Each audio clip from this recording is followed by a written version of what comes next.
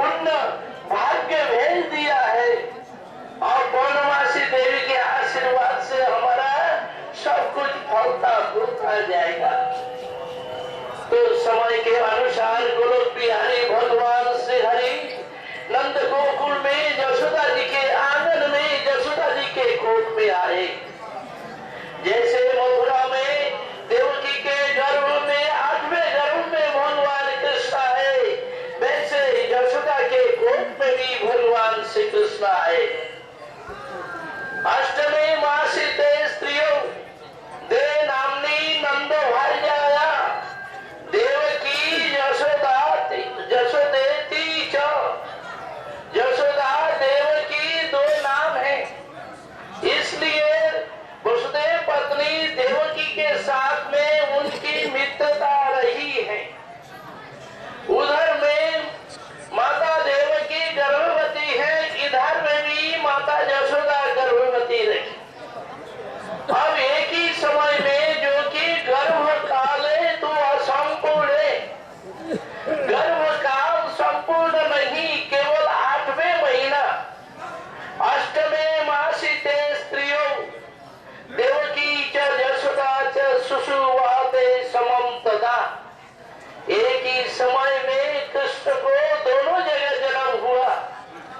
तो मथुरा में तो देवकी के गर्भ से भगवान प्रकट हुए चतुर्भुज रूप में और वस्त्र अलंकार आदि के साथ उस प्रकार दिव्य रूप में सुशोभित हुए। देवकी वसुदेव ने हाथ जोड़कर उनकी स्तुति प्रार्थना की। तब उनको कहा, जब आप डर रहे हैं तब हमें गोकुल में रख के आइए। इसके पश्चात विष्णु और अनुजा योग माया का यहाँ पर जन्म हुआ।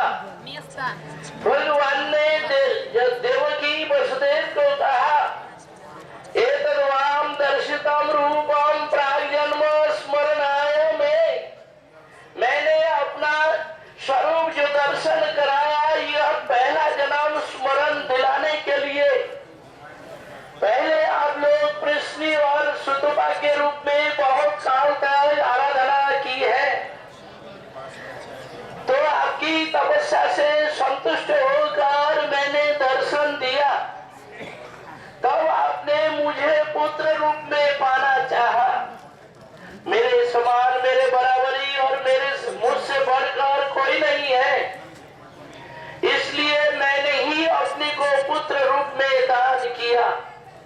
आज नहीं 3 जन्म में मैंने आपका पुत्र हुआ। अभी भी मैं पुत्र होकर आया हूँ। पहले जन्म में कृष्ण गर्भ, दूसरे जन्म में वामन देव, तीसरे जन्म में स्वयं भगवान श्री कृष्ण होकर के आया हूँ। आप डरे नहीं, कंस को मैं अभी प्रतिकार करूंगा। मेरे हाथ में चक्र सुदर्शन है। यहाँ गिलास किसी का है। तो उस समय तो भी देवकी वसुदेव डरे हुए हैं।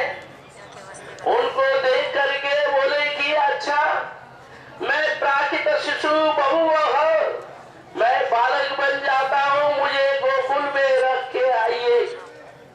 और मेरे बदले में ये खंडा को उठा के लाए। वसुदेव जी ने वही किया।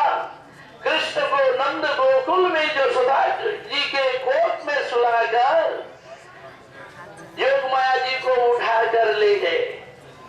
तो ये प्रसंग, ये कथा सर्वविदित जो सर्वत्र है। यदि और श्री सुखदेव जी का कहना है, यदि कृष्ण यशोदा के कोख से जन्म नहीं लिया हो तो नाड़ी छेदन कैसे हुआ? बिना नाड़ी छेदन किए बालक को माता से अलग नहीं कर सकते, तो माता से बालक को अलग करने के लिए नाड़ी छेदन की आवश्यकता होती है। नंदस्तु आत्मज उत्पन्न जात लादा महावना आयु विप्राण वेद ज्ञान जात कर्म कार्यामास। नंद महाराज वेदज्ञ ब्राह्मणों को बुला करके षष्ठी वाचन, मंगल वाचन आदि के द्वारा भगवत पूजन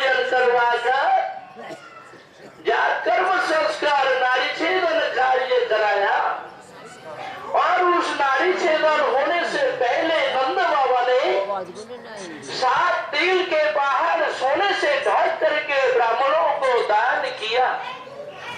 अन्न वस्त्र आदि का कोई लेखा जोखा नहीं, कितना दान हुआ है। इस प्रकार 20 लाख गायें उन्होंने दान कर दी।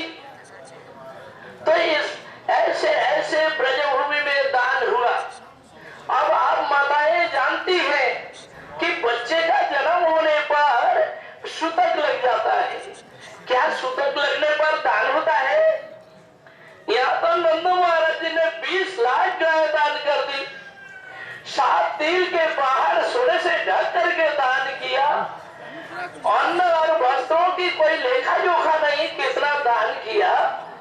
क्या ये सूतक में दान हुआ या पहले?